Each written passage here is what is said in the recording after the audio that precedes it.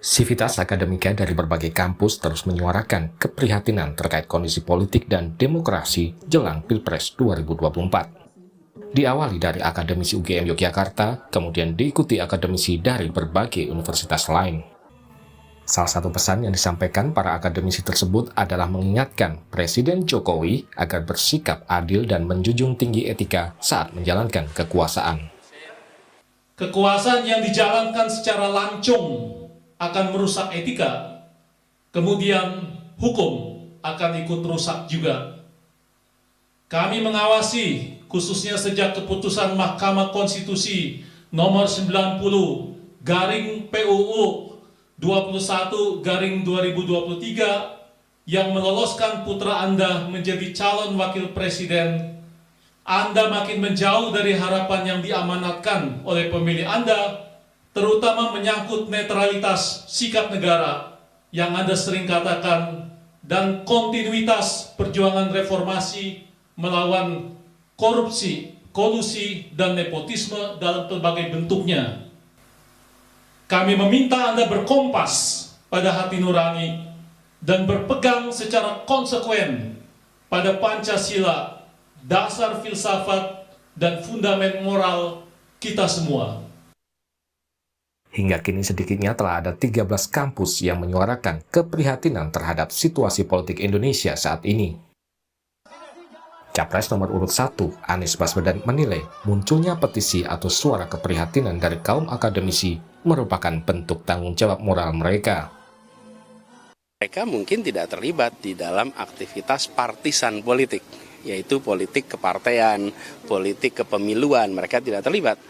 Tetapi menyampaikan pandangan tentang kondisi negara, mengenai kondisi politik, itu sama seperti mereka menyampaikan pandangan tentang kondisi ekonomi, kondisi sosial, sama. Itu wujud tanggung jawab konstitusional.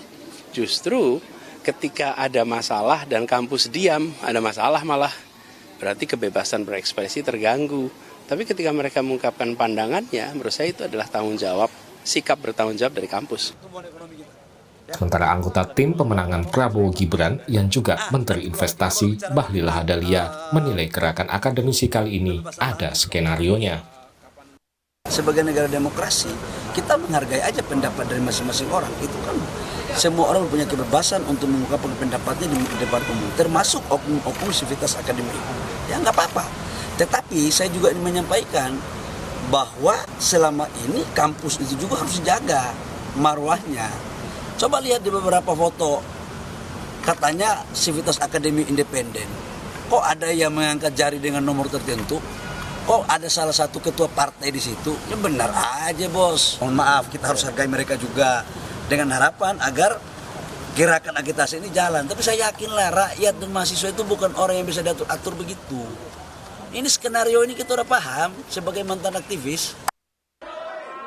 Calon Wakil Presiden nomor urut 3, Mahfud MD melihat setelah marak aksi keprihatinan kaum akademisi, kini muncul oknum yang mencoba membungkam suara akademisi. Ada beberapa rektor perguruan tinggi yang kemudian membuat pernyataan seperti yang diminta oleh orang yang melakukan operasi itu. Tetapi ada rektor yang jelas-jelas menolak, yaitu Rektor Universitas Sugio Pranoto dari Semarang.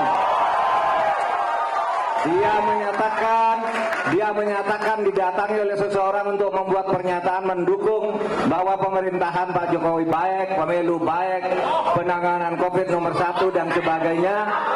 Ya. Nah itu yang beredar ke rektor-rektor, tapi tidak semua rektor menyetujui pernyataan itu. Ada yang memodifikasi, juga yang membacakan itu sesuai dengan pesan yang ditulis template-nya. Coba kamu baca ini. Ada rektor loh yang begitu. Tetapi semakin ditekan perguruan tinggi, semakin menggelombang gerakan-gerakan. Hasil jejak pendapat Kompas pada 29 Januari hingga 2 Februari 2024 menunjukkan mayoritas publik menilai penting etika politik dijaga selama pemilu.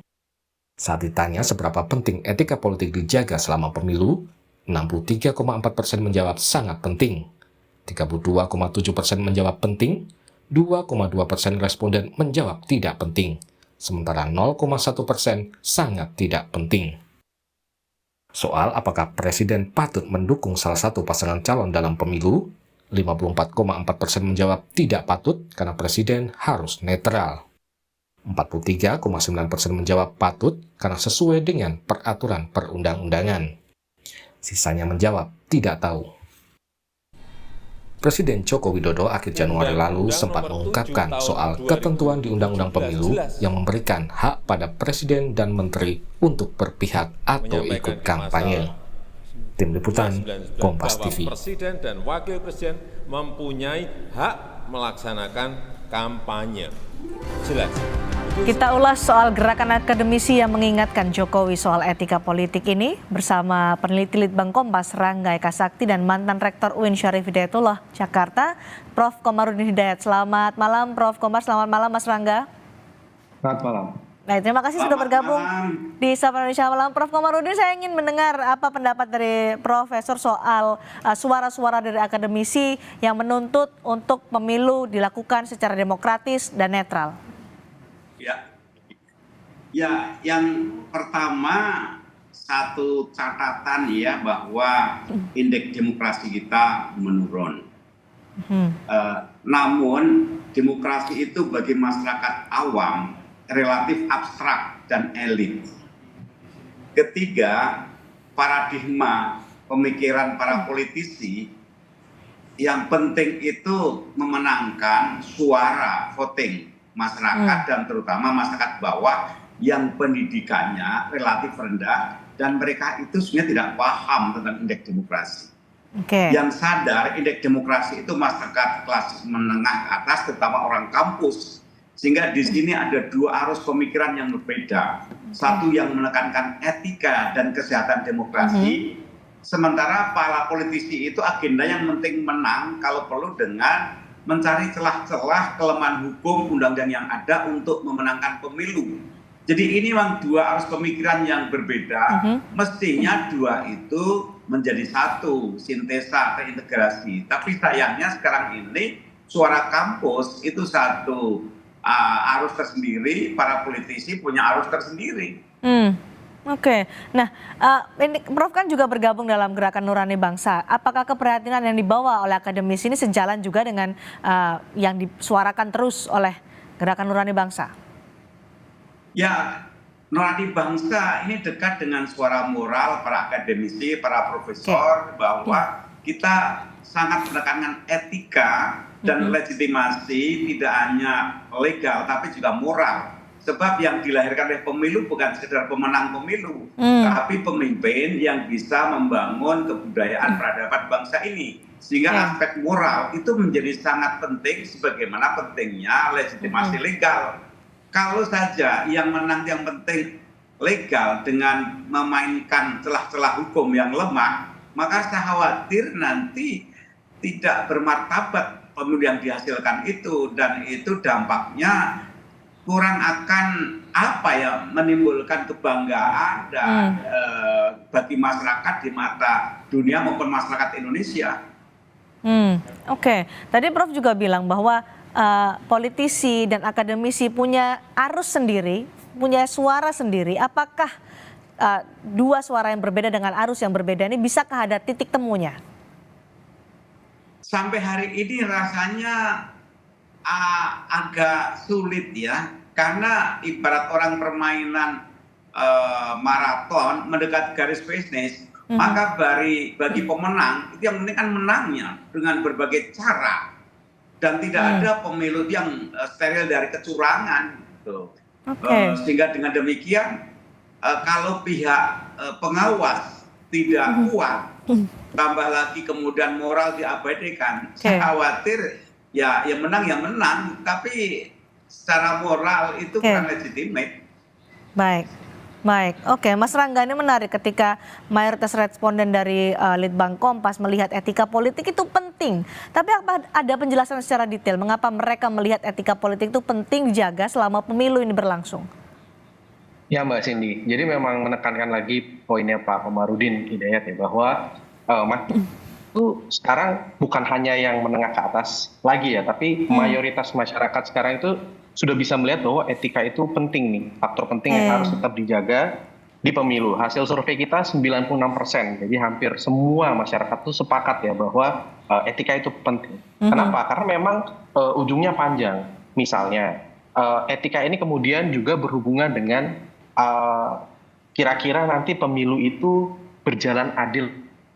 Ketika misalnya tidak etis, nah mayoritas dari responden kita juga melihat bahwa nanti pemilu itu bisa jadi tidak adil gitu, berjalan dengan tidak fair. Ujungnya lagi, pemilu itu berjalan dengan tidak adil atau tidak fair, demokrasi Indonesia lah yang menjadi korban, yang dikorbankan. Situasi ini akan memperburuk demokrasi Indonesia yang sudah kita bangun susah payah nih, paling tidak selama 2 dekade terakhir. Begitu Mbak Cindy. Oke. Nah, juga disebutkan dalam Litbang Kompas soal netralitas presiden. Bagaimana responden melihat soal netralitas presiden ini dari Litbang Kompas membacanya?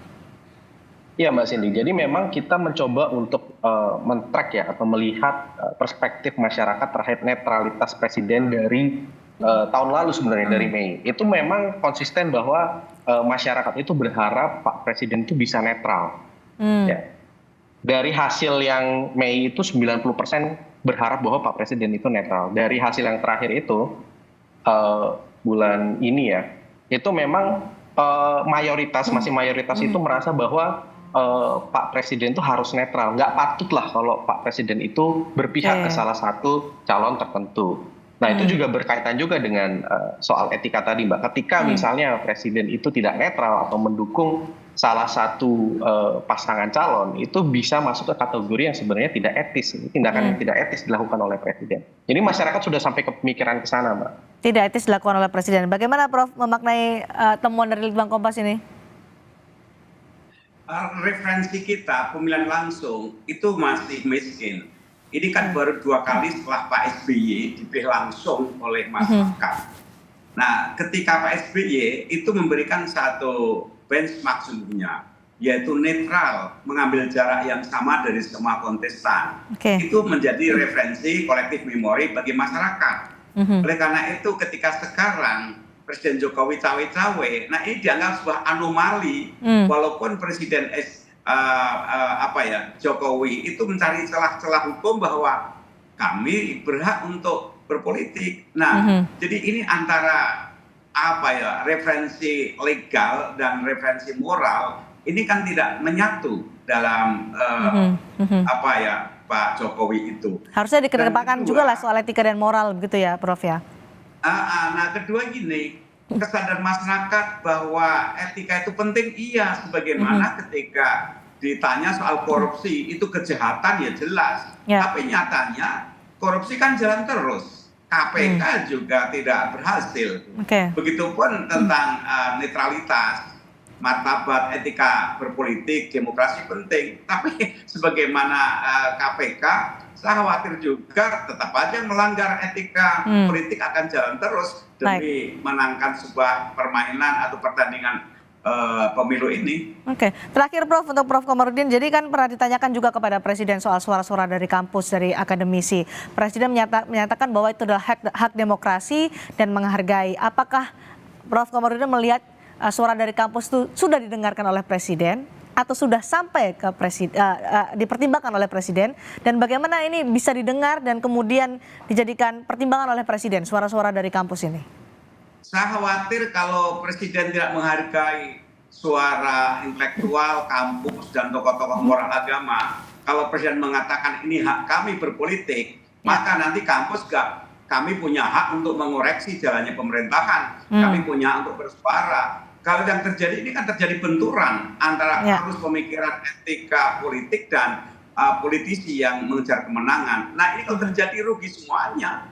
Padahal pemilu itu kan tidak segera mencari kemenangan. Siapapun yang menang itu kan baru mulai untuk bangun peradaban bangsa. Saya khawatir kalau dimenangkan dengan cara tidak bermartabat, itu nanti dia juga akan gagal atau noisy dalam menjalankan pemerintahan.